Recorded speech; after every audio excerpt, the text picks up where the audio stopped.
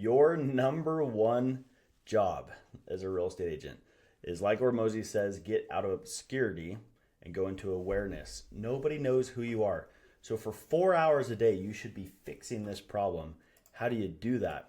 Well, a lot of realtors struggle with this. 71% of real estate agents back in 2024 didn't sell a single home. And I bet when the report comes out in 2025, it's pretty similar. It doesn't take a lot as a real estate agent to be in the top 1%, have more conversations, go on more appointments, close more deals. But what's preventing this from happening? Why are we not seeing more realtors do this? In my opinion, it comes from the lack of consistency. Well, what's creating the lack of consistency? It's coming from an inability to regulate one's emotions. Most realtors don't have a real estate problem. If you were to sit and think and take notes right now, what is preventing you from prospecting for 4 hours a day? It's usually right here. So most real estate agents don't have a real estate problem. They have a personal problem affecting their real estate performance, their ability to have conversations with other people in their market. So in today's episode, we're going to go through this entire breakdown of how do you regulate your emotions? How do we help you not only navigate your current state of being, but what happens if you get thrown off? What happens if you have a bad day? What happens if things aren't going well at home with your spouse or kids, or a deal blows up? What do you do? How do you make sure that you can stay in peak state the longest? When I rebranded about a year ago, built the new coaching platform that I run with one-on-one clients, and then also the brokerage team, which is now nationwide, all the platforms I have, the reason I named it Peak State Performance is if we can take a realtor, transform you individually, then you'll be in a higher peak state longer, which allows you to be consistent and then have conversations. That whole process comes down to this topic right here. Can you regulate your emotions? Because you can't, like it says right here, you cannot outwork a bad emotional state. So that's what we're going to talk about. We're going to lay out the entire process. I'm going to give you best books. We're going to talk about what do you do if you get thrown off, how do you stay in a stabilized state, and then how do you maintain peak state over time. This will be a really good breakdown. Hopefully we go 10, 15, 20 minutes. Take a ton of notes. Grab a notebook, grab a pen. I always recommend that you have a red pen for action items as you go through this, and then have a black pen for notes that you can take. Now, if you want this entire whiteboard, if it's easier for you to just have this, then go ahead and comment whiteboard down below. And then what you're going to do is you're going to screenshot yourself learning from this episode, or screenshot your computer, post it to your social media story, and tag me. And then I'll send you the entire whiteboard from today's episode. Now, if you haven't been following along, welcome to the party. My goal the first quarter of 2026 is to do a 12 video series where I can help your business be in a position where you make $500,000 per year. Now, how am I able to do that? Well, I used to be a religious professor, got into door-to-door sales, was the top 1% nationwide selling security systems door-to-door. I've been in over 40 different markets. I've been in 10,000s or tens of thousands of homes, selling products, working with families, sitting on their couch, talking to them face to face. And then I got into real estate, sold 75 homes my first year. Fast forward a couple of years, now I'm the CEO and founder of Davis Sales Training, and I've taught and coached realtors all over the United States, all over Canada, and we've had some pretty cool results. In the door-to-door space, there's a conference called Door-to-Door Con, and they give awards. They're called Golden Door Awards to the top 1% in that industry that specialize in door knocking. So real estate's brand new. It's only been there for 2 years. And there's been a total of 6 realtors that have gotten that award. I've put 4 on the stage. So if you're talking about credibility, authority on this subject, I not only put Austin on there back in 2021, and now he runs a really large sales platform for pest control reps that go door to door, but I also put Israel in 2026 this year. He's here in America in Arizona. I put Jan, he's up in Canada, and William last 2 years ago now, or last year in 2025, put him on the stage. He sold 57 homes as a first-year realtor. So if you have any questions, as we jump into this, if you want to talk about simply just how can I help you, there's two ways as we jump into this YouTube episode that I can help you. One, if you want a free consultation for me to pick apart your business, then go ahead and comment free business consultation down below in the notes, and then DM me on Instagram. And let's have a free 15-minute consultation. Last year I did 15 of these. Last year I did 515 of these with realtors worldwide, where we hopped on Zoom and I picked apart their business and gave them free advice for free. Also, you can go ahead and jump into our group that's on GroupMe, and I train realtors for 30 minutes every Tuesday live on Zoom, and I use a whiteboard just like this to help them grow their business. If you want to get in there, comment free worldwide training and then DM me on Instagram. But there are a lot of realtors that I have trained this topic on, the emotional regulation. And once they've mastered that, their business has completely grown and scaled rapidly. So, like I was mentioning before, we're going to do 12 video series to help you get to a point where you can make $500,000 a year in real estate. Now, if you go back and look at this, the last 3 episodes, we talked about 7 principles to follow this year in 2026. Then we built a business plan together.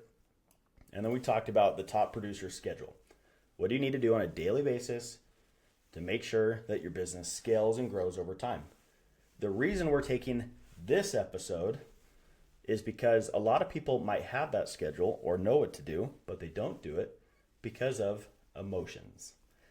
If you can master this topic, like I said earlier, your business will scale.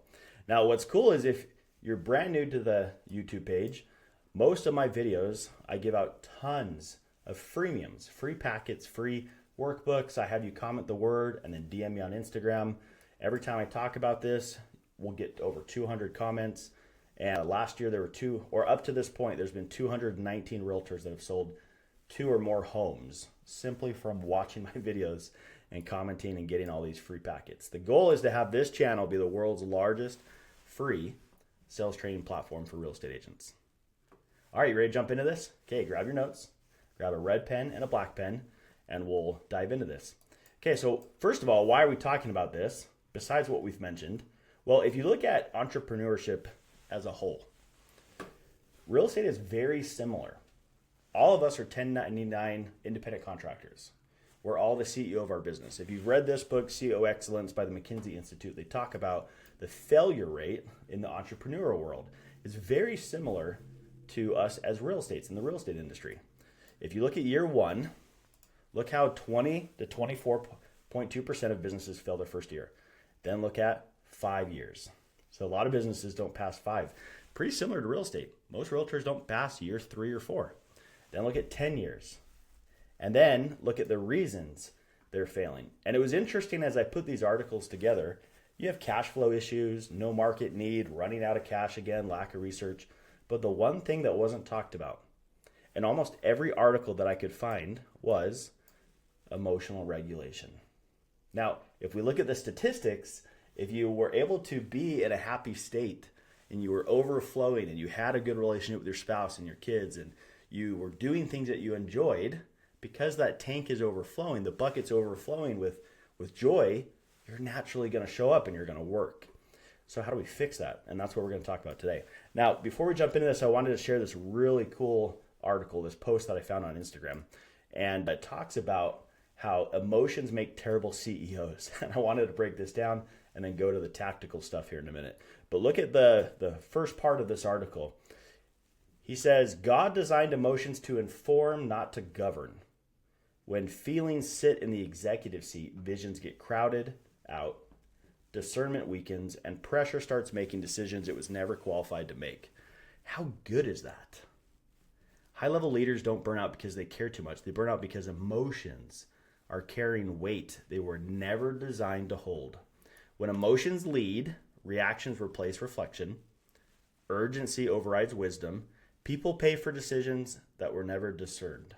This is why scriptures speak so often about self-control, renewal of the mind, and governing the inner life. Leadership was always meant to flow from order within, not chaos beneath the surface. Isn't that good? Okay, so the rest of the post, this is what they say. I'm just going to read a couple of these quotes. So emotions are powerful employees, but disastrous executives. When emotions run the company, vision gets laid out off first.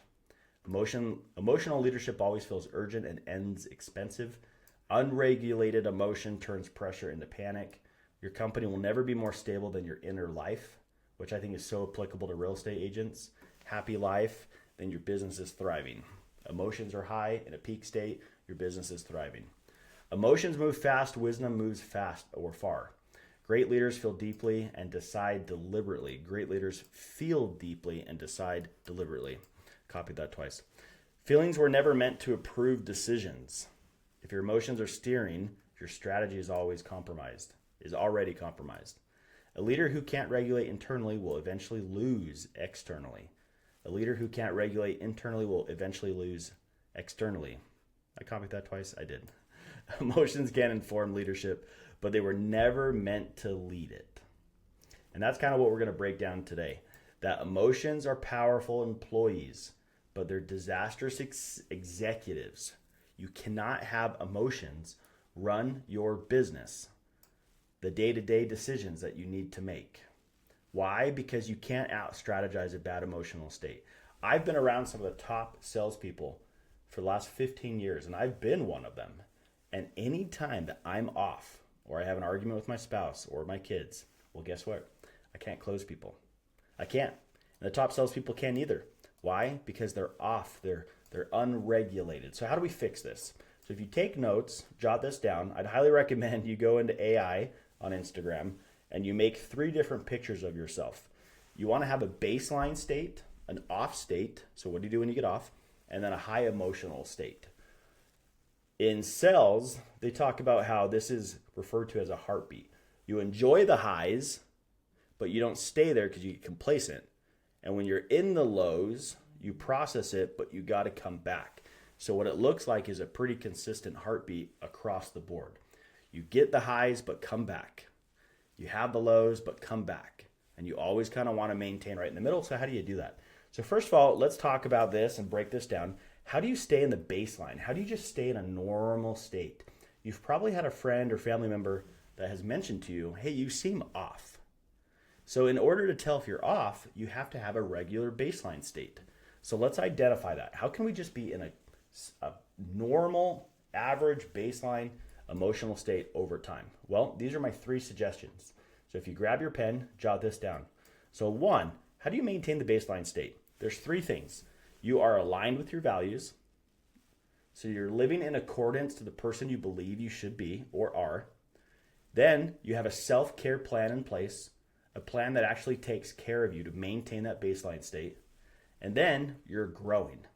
Because if you're growing and you're evolving, then what that does is it allows you to not be stagnant or go backwards, right? You're consistently moving forward. So those 3 things right there will help you stay in a baseline state. Let's break them down. So the first one, are you aligned in your values? So there's a great mentor of mine. You're probably watching his podcast, Case Studies. He reflects a lot on this topic, and he relates to what Clayton M. Christensen talks about in his book, How Will You Measure Your Life? And I wanted to talk about this because he says the biggest driver to performance and behavior is our personal view of our identity, who we think we are. It's very hard for us to act in contrast to the identity we give ourselves. So right now, as you watch this, I want you to write out your values from top to bottom. So for me, if you've followed my stuff for a long time, you know that my top one is going to be God. I will always prioritize and make sure God gets priority in the morning, right when I wake up. Well, who's going to get second priority? Well, who's going to get that? That's going to be myself. And so I'm going to get second priority. Now, I see a lot of people right here that will have spouse, or maybe they do work, or they do kids, but you can't fully give to them if you're not overflowing with peace and joy and happiness, right? So I always recommend people put self right there. Then I'm going to put my spouse. So the most important relationship outside myself and my relationship with God is going to be my spouse. Who comes after that? To me, it's going to be kids. Kids get my time after that. Okay, well, maybe now it's work. For me, it's not. It's community. I do a lot of community service in honor of my dad's legacy. as well as a way to give back and feel fulfilled. So life isn't just about me. And then way at the bottom, I put work. And I take pride in that because I outwork a lot of people, but that's dead last on my priority list. Now, the next question is, are you living up to it? On a scale 1 to 10. If you're out of alignment, remember, you can't be on a baseline state. But if I'm doing those things, then I allow myself to be neutralized on that baseline state. So that's number 1. Are you living in alignment with your values? The second one, self-care plan. So The Happiness Advantage by Sean Aker. If you haven't read this, I'd write it down and set a goal to read it. It's pretty small. But he talks about how happiness is a choice and you need to be proactive about it. So you should have a self-care plan. What are 5 things, if you did every week, would make you so happy? Your personal love tank bucket would be overflowing with happiness. What are 5 things, if you put on there, would make you happy? And then do those more. Make a 10, make a 15 or 20 item list and do those more.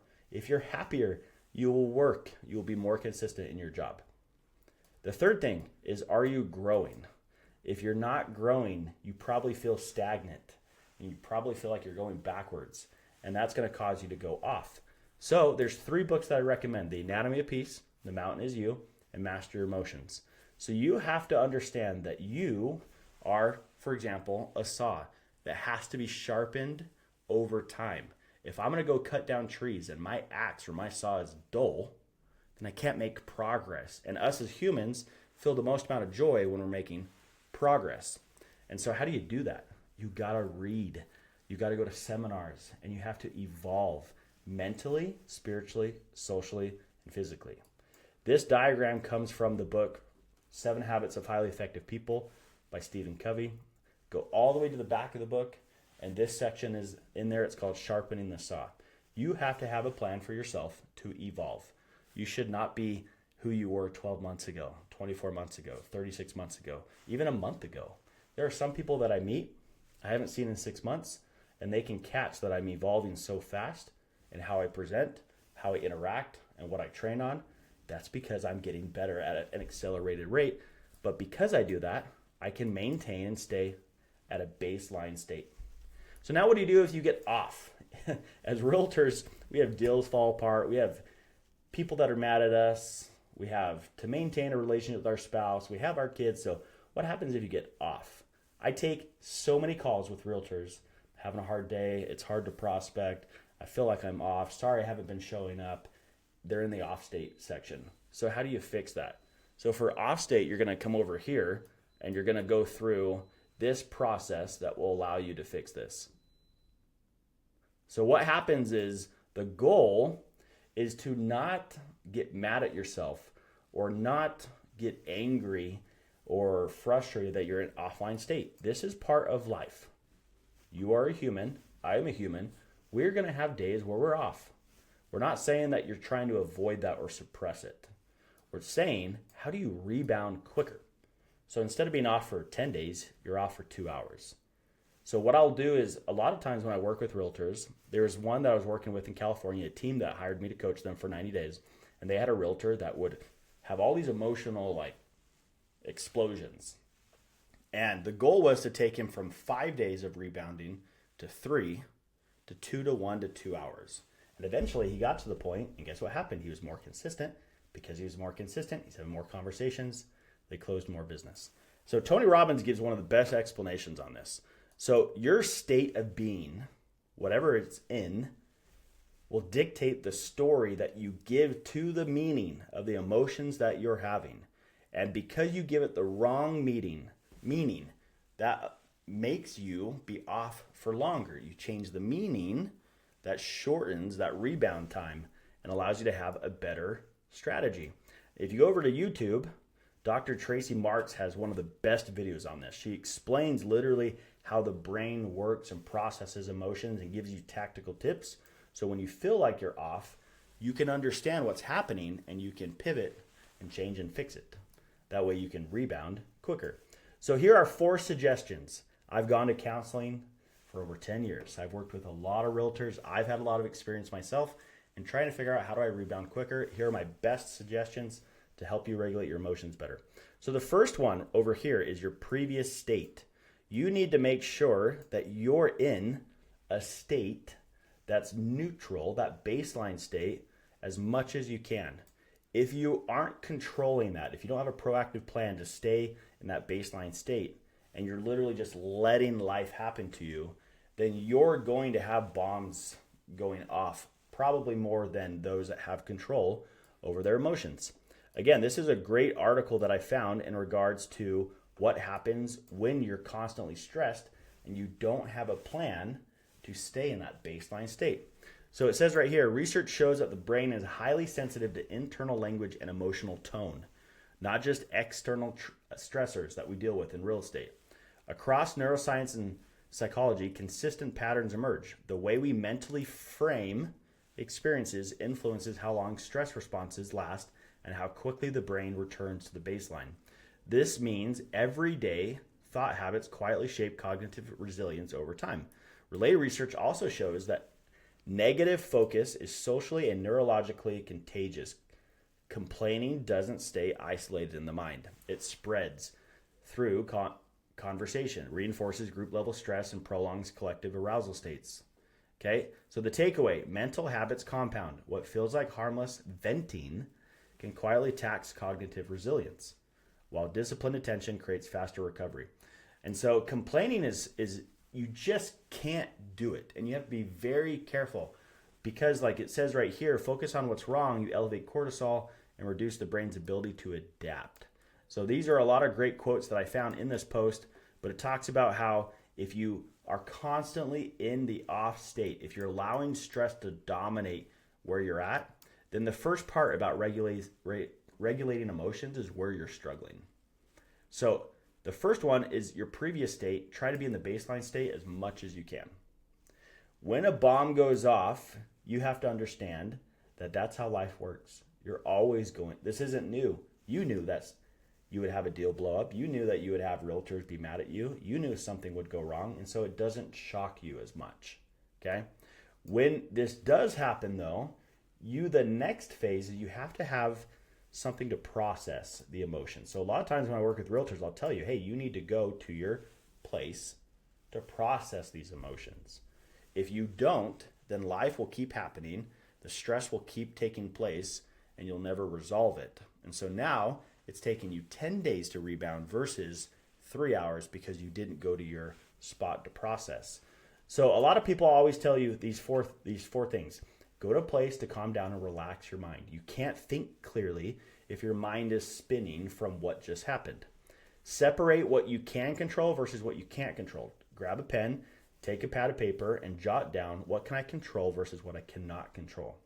Then you're going to voice text or journal your emotions. There's tons of studies that talk about being able to speak out loud or write with your hand and process your emotions. Get all this stuff that's going on up here on paper. Or listen to yourself talk about it. That'll help all of it come out so you can process it. Then I'd recommend that you get a counselor. I was asked previously, like, what's the one piece of advice that I would give realtors? And my answer was, go get a counselor. And the person interviewing me on the podcast laughed and laughed and laughed. They had never heard that response. But seriously, as realtors, if you had a counselor, someone that had a non-biased opinion, helping you process your emotions on a monthly basis, I guarantee you would do more business. In addition to that, put people in your ear that can help you process your emotions. So these are some of my favorite people that I would recommend you listen to their podcast, watch their YouTube videos, because of how good they are at helping you regulate those emotions when a bomb goes off and you need to process them. The last one is to resolve. Now that you've done this, maybe you're in the sauna and you're processing this, you journaled, you did a voice text, you identified what you can and cannot control, you now need to resolve. A lot of people don't do this part, and so they don't really have closure or peace with what just happened. So you need to write down, what is the problem? Put your driver hat on. Stop being emotional. Put your driver on. What can I resolve? What are my possible solutions and what are the next steps? Then you take action items and you execute in the next 24 hours to help you resolve those emotions. So remember, we're all human. We're going to have bombs go off. We're going to have days that we don't feel great. We're going to have off days. I recently had a video go viral and it talked about the rule of thirds. If you go to my Instagram, you go to the most viewed, it'll be there's 3.1 million views on it. But there's an Olympic athlete talks about the rule of thirds. You're going to show up, and a third of the time you're going to be excited. A third time it'll just be and a third of the time you're not going to want to be there. But that's how it works. That's how entrepreneur works. As you grow your business, you're going to have days that you're off, so you need to have a plan to rebound quicker to get back to your baseline state so that you don't let that affect your consistency. Because if it affects your consistency, then what happens is you don't talk to people, they don't know who you are, and you get stuck in the obscurity cycle. Okay, the last one is high emotional state. How do you put yourself in a peak state over time? You do that by having the right systems. All these athletes, Tom Brady, Michael Jordan, Steph Curry, Kobe Bryant, they all had elite habits and systems. Those systems created a high emotional state over time, even when they didn't want to show up. Even when Steph Curry didn't want to put up 500 shots every day.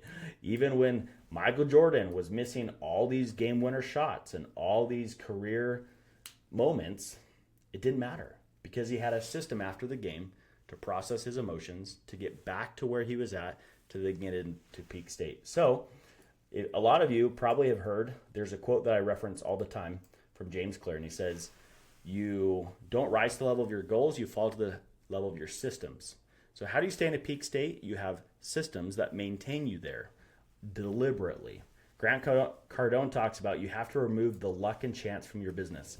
Remember that quote earlier about how decisions are made not off of emotions? Emotions are really bad executives right here. Emotions are powerful employees, but disastrous executives. When emotions run the company, vision gets laid off first. There's a reason high-level athletes don't run their business on luck and chance. So what are the 2 routines or 3 routines or 4 routines that will help you on your weekly schedule? Make sure that you have this on lock. There's morning routine, weekly routine, and nightly routine. Now, if you don't have these packets, these are completely free. Comment the one you want, plus why you want it, and then DM me on Instagram, and I'll make sure I get you these ebooks. In your schedule, this is what it looks like to have routines in place that allow for you to have this high-level peak state over time. So if you look at your daily schedule, if you go back to the previous episode, we talked about this, but what I'm going to do, Darren Hardy says to stabilize your day with routines that regulate your emotions. One is morning routine and one is nightly routine. So in your morning routine, you should go through and read Miracle Morning. They have a Savers program that will allow you to start the day with intention, focus, and clarity, and regulate your emotions so you're not starting the day anxious. It forces you to visualize your day. Go look at all your prospecting methods. Look at all the people that are important to you and go through this. Then at night, instead of going to bed stressed, because if I go to bed stressed, I wake up stressed, I'm going to audit the day. And there's 3 things I'm going to audit. Me, how am I doing and my values? How's my business doing? Did I move the needle? Did I have 4 hours of prospecting today? And did I maintain the right schedule? Which if you don't have this packet, make sure you comment down below, top producer, and then DM me on Instagram. I have a whole packet that goes through a top producer schedule. But any of these packets, any of these systems, these are the systems that if you can stabilize into your daily routine, then it won't matter what happens. Most of the time, when my wife knows that I'm off, she knows that I have systems in place that I just need to go through those. I can regulate, and then I'm good right after. Usually, if something happens in the evening, she knows if I go through my nightly routine, and if that doesn't do it, I go through my morning routine, then I'm in a good place. Why? Because in the morning, that's when I spend time with God. That's when I pray. That's when I meditate.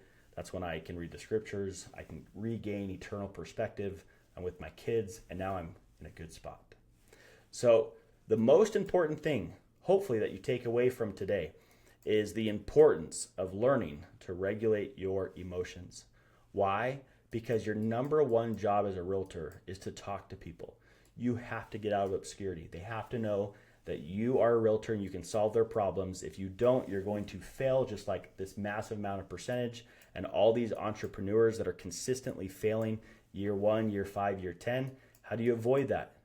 You learn to be consistent in talking with people. How do you fix that? you learn to regulate your emotions. If you need any of these packets, or if there's anything that I can do to help you, make sure you reach out. If you want to get into our Tuesday free call, remember, go ahead and comment free worldwide training below. DM me on Instagram. We just crossed over 100 realtors. Those are free calls that I give every week just like this. And if you want a free consultation so I can help you identify where you need to fix or what you need to fix in your business, comment free consultation down below. Would love to help you grow and identify how to scale your business.